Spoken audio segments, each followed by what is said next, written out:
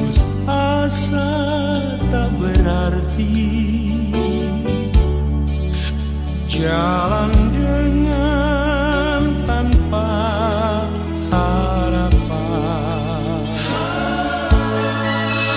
lalu tangan yang berlubang paku menjamah jadi hidup baru, dan kayu yang kasar mengubahkan jalan hidup yang penuh kegagalan. Ku puji Dia selama-lamanya, sebab salib mengubah hidupku, dan ku yakin darah Yesus yang suci sudah mengalir di Kalvari. Bila zaman berlalu, dunia mendebu, ku tetap pegang salib itu.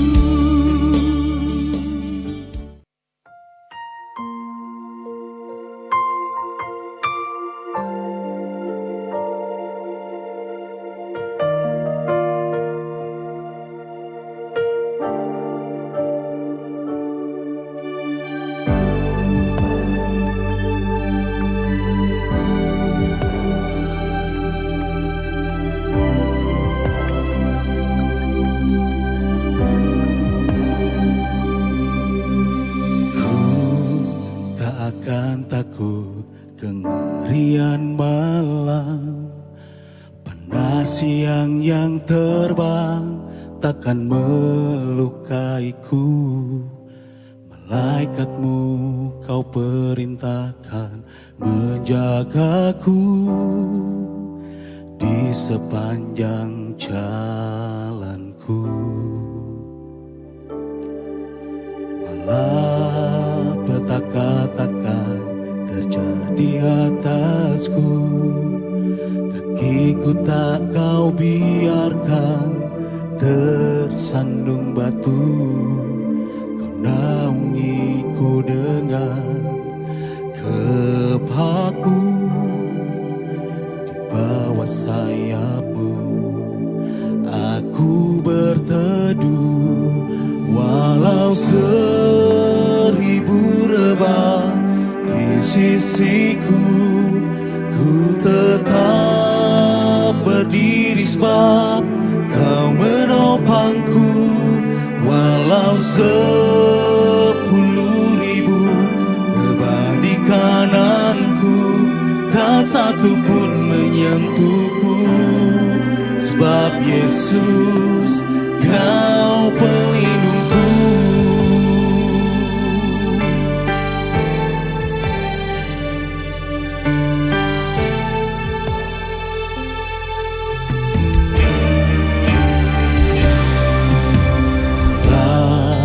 Petaka takkan terjadi atasku, kakiku tak kau biarkan tersandung batu. Kau naungiku dengan kepakmu, di bawah sayapmu aku berteduh. Walau 1000 rebah di sisiku, ku tetap berdiri sebab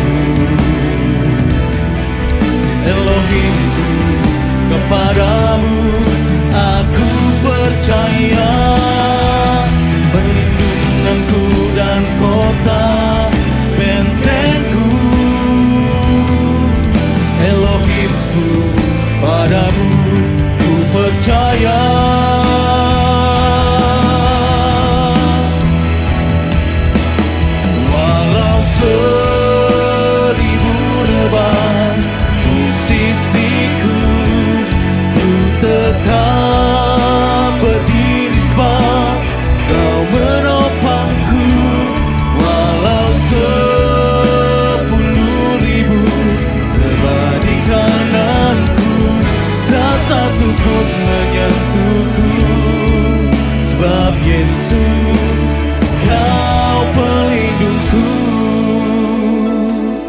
Tak satu pun menyentuhku, sebab Yesus, Kau pelindungku.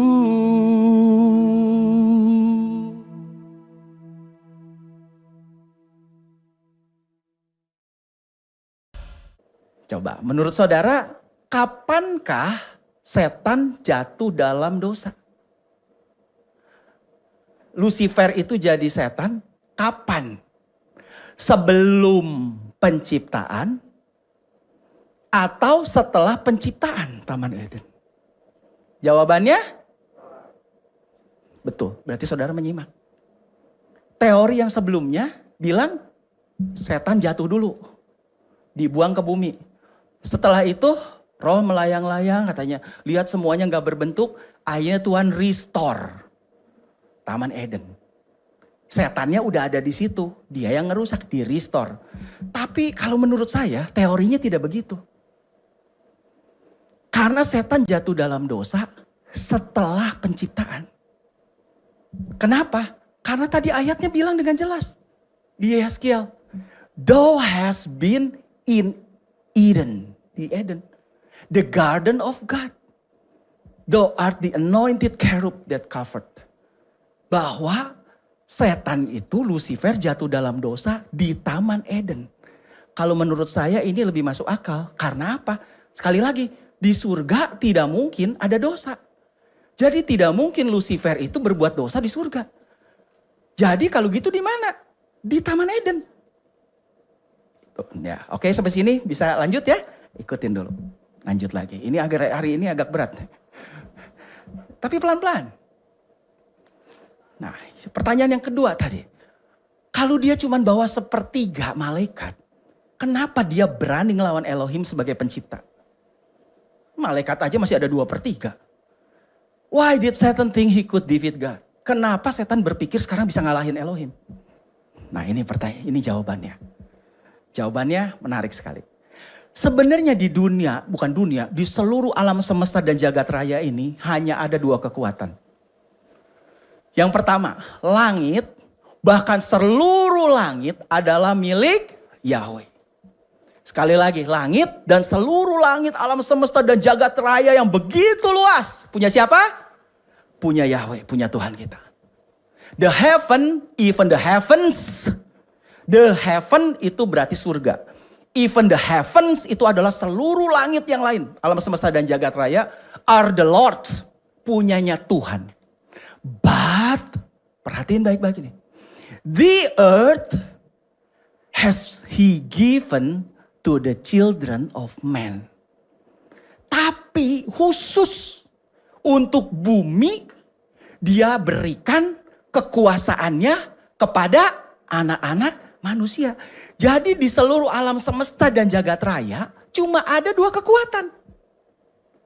Yaitu apa? Tuhan yang berkuasa atas seluruh surga dan seluruh alam semesta. Dan manusia yang punya kuasa atas bumi. Oke, lanjut lagi ya. Sampai sini nangkep ya. Lanjut lagi. Kalau gitu kenapa sekarang malaikat bisa ada di bumi? Lucifer itu. Dijelaskan di Ibrani, bukankah mereka semua adalah roh-roh yang melayani? Yang diutus untuk melayani orang-orang yang akan mewarisi keselamatan. Kenapa ditulis begini? Karena Ibrani itu setelah Yesus mati dan bangkit ditulisnya. Jadi sudah tahu ini ke depan.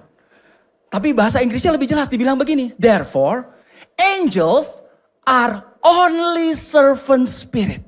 Siapa malaikat? Malaikat itu cuma roh pelayan. Cuma roh yang melayani. Sent to care for people who will inherit salvation. Jadi sekali lagi, malaikat itu siapa? Roh yang diutus untuk bantu melayani. Nah, jadi sekarang ceritanya mulai kelihatan nih pasalnya. Jadi kenapa Lucifer bisa ada di bumi? Tadi, Tuhan berikan bumi kekuasaannya kepada anak manusia, yaitu Adam. Kenapa Lucifer bisa ada di Taman Eden? Karena dia adalah roh yang diperintahkan sama Tuhan untuk melayani manusia yang ada di Taman Eden. Nangkep sampai sini? Makanya dia ada di Taman Eden. Jadi dia berdosa di mana? Dia berdosa jatuh di Taman Eden. Tapi kenapa dia mulai berdosa di Taman Eden ya? Nah, lanjut lagi. Kelihatan waktu setan mencoba Yesus. Kenapa setan sampai berani saling melotot gitu sama Yesus? Bayangin. Ini Tuhan loh, ini pencipta. Tapi setan kok bisa pede banget dia sampai melotot begitu ke Yesus. Dan lihat dari perkataannya kita bisa menangkap. Kenapa dia begitu berani? Dikatakan di sini, waktu Yesus dicobai. Iblis berkata kepadanya, aku akan memberikan semua kuasa ini beserta kemuliaannya kepadamu. Sebab, perhatikan baik-baik, hal itu telah diserahkan kepadaku. Nah, siapa yang nyerahkan? Tadi kan kuasa cuma ada dua.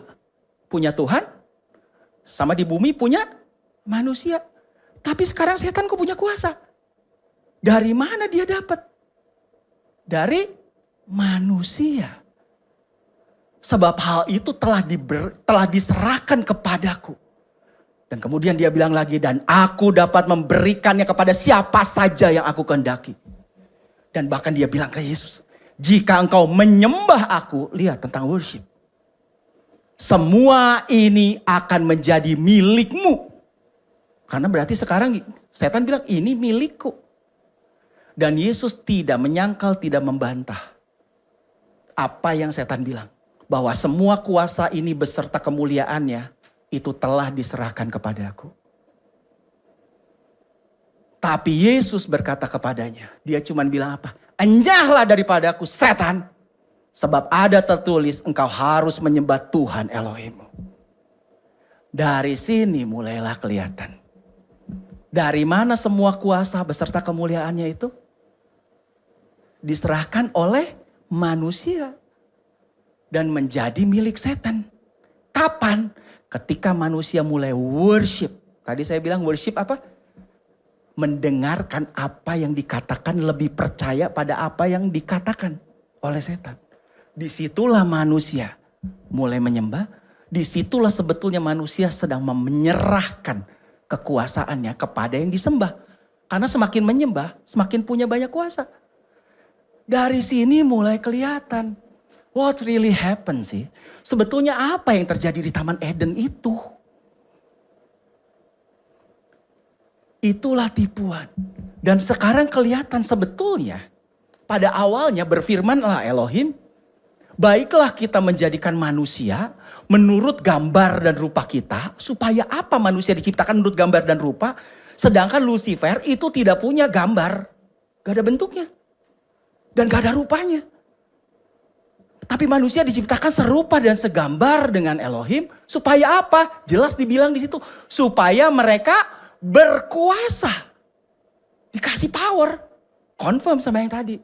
Berkuasa atas apa? Atas ikan di laut. Dan atas burung di udara. Dan atas ternak. Dan atas seluruh bumi. Dan atas segala binatang melata yang merayap di bumi. Lihat, ikan di laut. Burung di udara. Dan semua yang ada di bumi. Di mana lagi? Udara, laut, bumi. Sebetulnya seluruh kuasa atas udara, laut, dan bumi punya siapa? Diberikan punya manusia. Tapi kemudian curang, setan trade itu.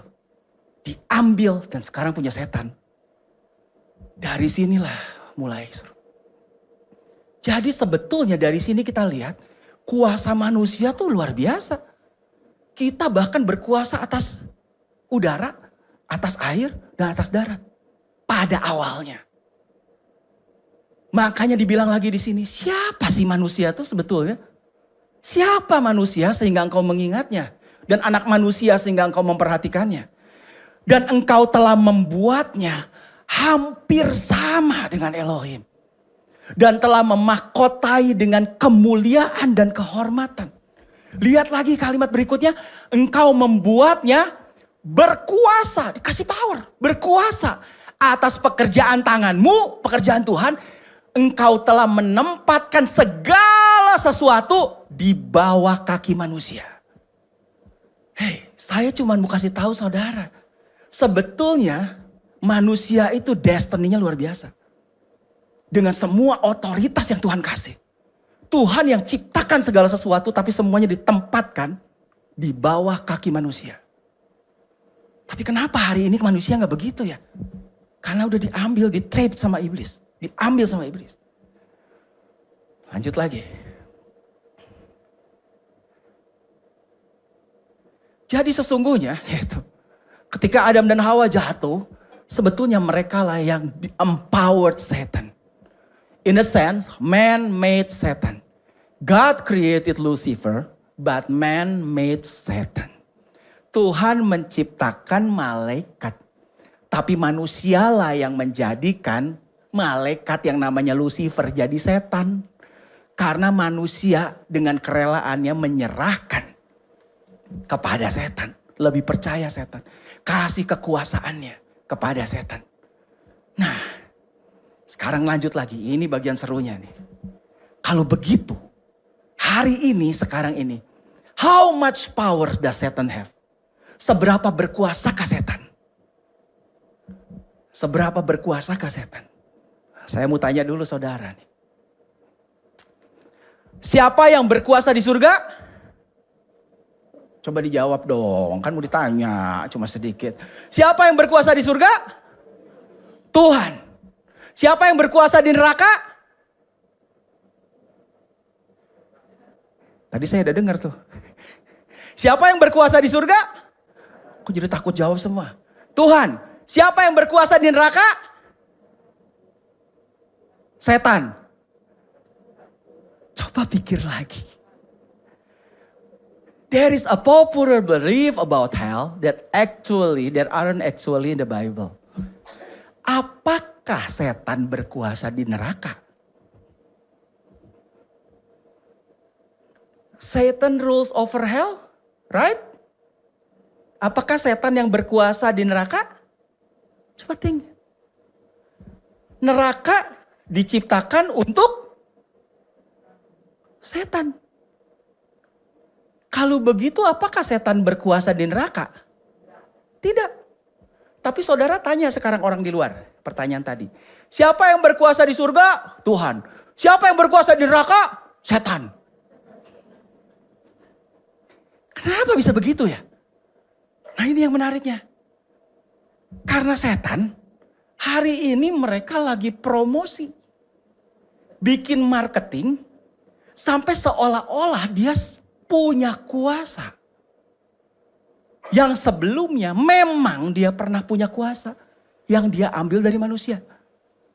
Tapi sesungguhnya according to the Bible, the answer is no. Apakah setan yang berkuasa di neraka? Tidak. Apakah setan berkuasa di neraka? Tidak. Neraka ada buat menghukum setan. Dia gak berkuasa. Tapi hari ini it's quite the opposite in fact. Faktanya kayak bertolak belakang. Orang-orang begitu percaya bahwa nanti di neraka setan yang akan ngerjain orang-orang yang ada di neraka. Nanti dia akan ngehukum, dia akan begini, akan gitu. Makanya mereka percaya bahwa setan itu the rulers of hell. Faktanya tidak. Tapi kenapa sekarang bisa jadi begitu? Itulah kerjaan setan. Nah ini saya mau bilang. Kalau begitu faktanya apa sebetulnya? Ini luar biasa kalau bisa nangkep. Saudara perlu tahu how Jesus defeated Satan on the Calvary cross. Bagaimana sebetulnya Yesus sudah mengalahkan setan di kayu salib di Kalvari. Seperti apa sih Yesus mengalahkan setan? Lihat ini ayat yang luar biasa. Bahwa Yesus dia telah melucuti penguasa-penguasa dan kuasa-kuasa dan menjadikan setan semuanya itu mereka tontonan umum dalam kemenangannya atas mereka. Beri kemuliaan buat Tuhan kita. Bahasa Inggrisnya ini lebih jelas. In this way, he disarmed the spiritual rulers and authority. Disarm ini apa? Lawannya dari disarm adalah arm, mempersenjatai. Disarm adalah melucuti semua senjatanya. Dan bukan cuma itu. Apa yang Yesus lakukan? Dia melucuti semua kekuatan senjatanya. Daripada setan, Bahkan he shamed them publicly. Ada terjemahan yang lebih bagus, sebetulnya shame publicly ini adalah ditelanjangi di depan umum. Setan itu bukan cuma kuasanya diambil, tapi apa? Semuanya ditelanjangi di depan umum by his victory over them on the cross. Dengan cara apa? Kemenangan Yesus di kayu salib. Jadi saudara perlu tahu hari ini, dengar baik-baik, setan tidak berkuasa di neraka. Bahkan setan juga tidak berkuasa di mana-mana. Kenapa?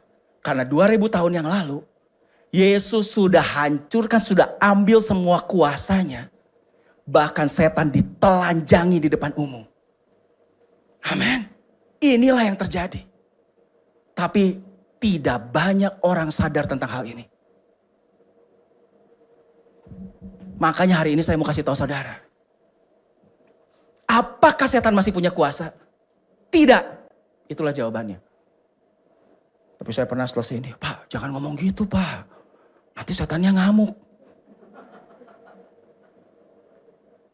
What you believe, apa yang kamu percaya, justru dari situlah kamu memberi kuasa kepada dia. Inilah fakta sesungguhnya yang firman Tuhan bilang. Bahkan Yesus, lihat nih Yesus nih. Di Yohanes 14 dia bilang apa? Aku tidak akan membicarakan banyak hal lagi dengan kamu. Karena penguasa dunia ini sedang datang. Tetapi ia tidak berarti apapun bagiku. Santai aja Yesus bilang. Gak ada kuasanya lagi. Itu EMB. Dari terjemahan barunya bilang gini. Tidak banyak lagi aku berkata-kata dengan kamu. Sebab penguasa dunia ini datang.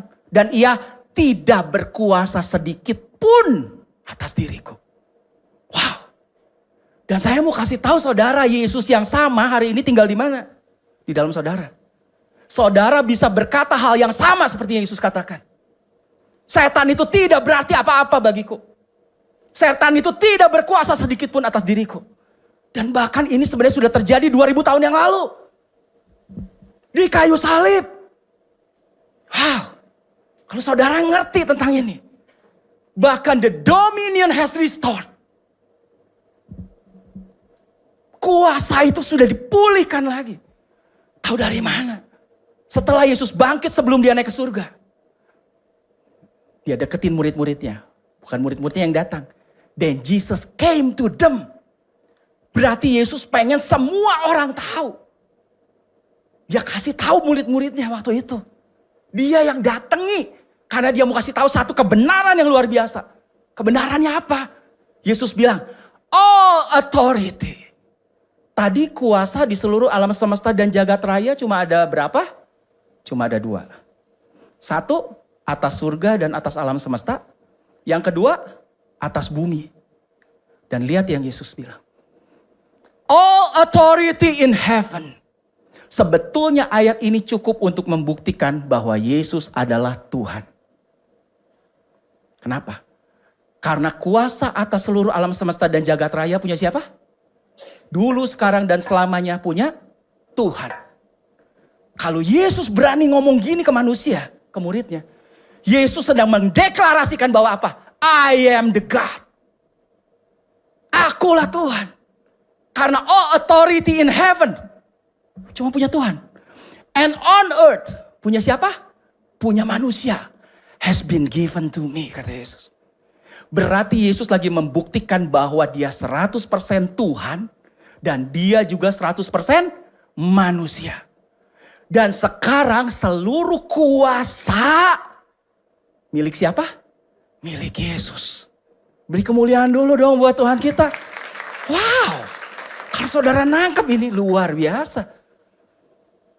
Sekarang seluruh kuasa punya Yesus. Surga, bumi, dia Tuhan, dia juga manusia. Diambil sama dia. Sebelum dia naik ke surga, dia mau kita tahu. Dan kabar baiknya hari ini, dengar baik-baik. Setan sekali lagi tidak punya kuasa apapun. He gave you the authority. Itulah the believer's authority. Itulah otoritas kita sebagai orang percaya. Amin. Dia udah kasih otoritasnya itu buat kita. Inilah the believer's authority. Saya kasih contoh sekarang ini. Ini yang menarik. Satu ketika, Yesus panggil ke-12 muridnya. Lalu memberikan kepada mereka kekuatan dan kuasa untuk mengusir semua roh jahat dan untuk menyembuhkan mereka. Waktu itu Roh Kudus belum turun. Jadi Yesus apa? Yesus kasih. Sekarang Roh Kudus sudah turun, ada atas semua orang percaya. Jadi sekarang kita bisa bilang ini yang akan terjadi atas hidup kita. Tapi waktu itu baru 12 orang dan Yesus kasih hanya ke 12 orang. Karena dia belum mati, belum bangkit, Roh Kudus belum dicurahkan. Oke. Bahasa Inggrisnya bilang gini. Yesus kasih panggil 12 orang itu and gave them power and authority. Buat apa power dan otoritas itu? Power dan otoritas itu to cast out all demons and to heal all diseases. Jadi power dan otoritas buat apa? Buat ngusir semua setan dan buat nyembuhin semua penyakit. Tidak heran Yesus punya ini power, makanya semua setan takut sama Yesus dan semua penyakit sembuh. Semua penyakit sembuh. Sekarang ini contohnya Yesus kasih power authority ini kepada muridnya 12. Which is sekarang ada atas kita semua. Dan power authority itu buat apa? Buat mengusir semua setan, buat nyembuhin semua penyakit. Dan hasilnya apa? Pergi mereka semua. Pergilah dan beritakanlah, kerajaan sorga sudah dekat. Akhir zaman ini. Kemudian Yesus bilang apa? Sembuhkanlah orang sakit, bangkitkanlah orang mati, tahirkanlah orang kusta, usirlah setan-setan. Siapa yang disuruh ngusir? Orang itu, murid-muridnya. Kenapa? Karena otoritasnya sudah diberikan kepada dia. Makanya Yesus bilang, kamu yang usir, kamu yang sembuhin, kamu. Jangan bilang ke Tuhan, Tuhan tolong usir Tuhan setannya. Tuhan tolong sembuhkan orang ini. Nah, saudara perlu tahu power and authority sudah ada dalam kita. Makanya Yesus bilang apa? Kamu yang sembuhin. Kan power dan authority itu untuk nyembuhin semua orang sakit. Itu untuk ngusir semua setan. Dan akhirnya mereka pergi dan pulang bawa kabar. Dan mereka mengusir banyak setan dan mengoles banyak orang sakit dengan minyak dan menyembuhkan mereka. It works. Banyak setan diusir, banyak orang sakit sembuh. Pertanyaan saya, apakah banyak itu semua? Tidak. Padahal tadi kuasanya untuk nyembuhin semua orang sakit. Untuk ngusir semua setan. Tapi mereka lakuin ini, banyak setan, banyak orang sembuh. Pertanyaannya, ada gak setan yang gak keluar? Ini saya pernah bagiin di sini. Terakhir. Ada nggak setan yang nggak keluar? Ada. Tahu dari mana? Ya dari ceritanya lagi di Alkitab. Kemudian murid-murid Yesus datang. Dan ketika mereka sendirian dengan dia. Kenapa? Malu dong. Bertanyalah mereka. Mengapa kami tidak dapat mengusir setan itu? Mereka ngusir banyak setan loh. Tapi kenapa? Gak bisa. Padahal kuasanya untuk ngusir semua setan.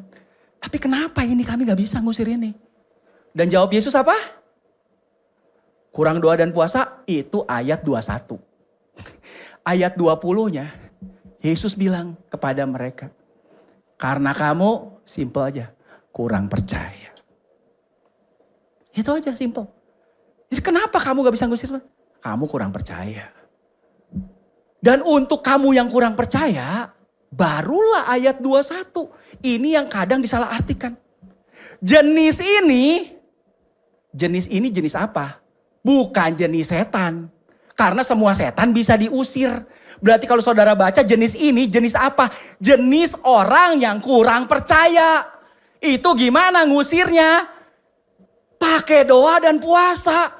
Supaya apa doa dan puasa? Supaya saudara bisa lebih percaya. Jadi doa dan puasa bukan supaya setan bisa diusir. Justru jenis orang yang kurang percaya diusirnya dengan doa dan puasa. Supaya kamu percaya bahwa kamu bisa ngusir semua setan. Itulah maksudnya. Kalau begitu, apakah setan masih ada? Masih. Makanya Petrus bilang, sadarlah dan berjaga-jagalah. Lawanmu si iblis berjalan keliling sama seperti singa yang mengaum-ngaum dan mencari orang yang dapat ditelannya. Apa yang paling powerful dari seekor singa? Apa kuasa seekor singa? Giginya. Dan tadi kan udah dikasih tahu bahwa Yesus di kayu salib sudah melucuti semua kekuatannya. Kekuatan singa itu ada di giginya, berarti semua giginya udah dicabut. Makanya itu gambarnya singa ompong. Makanya ayatnya bilang dia cari orang yang dapat ditelan karena gak punya gigi. Udah gak punya kuasa. Tapi apa yang paling menakutkan dari seekor singa? Aumannya. Itulah promosinya. Seandainya saya bisa lihat sebesar apa itu setan. Sengeri apa itu setan. Sebesar apa itu taringnya, cakarnya, sengeri apa. Kenapa? Biar saya tengking, kata dia. Saudara punya kuasa luar biasa. Saudara perlu tahu itu. Setan udah gak punya kuasa. Kecuali saudara memberikan kembali kuasanya itu kepada setan. Makanya hari ini saya mau terjadi terobosan dalam hidup kita. Marketingnya jago. Dan yang menyedihkan, kadang-kadang yang marketingin setan itu adalah anak-anak Tuhan di gereja. Yang apa? Jangan kesana tahu gak? Kemarin ada kesana ya itu. Waduh pulangnya 3 hari gak bisa bangun. Sakit. Kenapa? Itu daerah angker. Jangan itu ada setannya. Yang mau ikut Tuhan Yesus lebih lagi, tepuk tangan buat dia.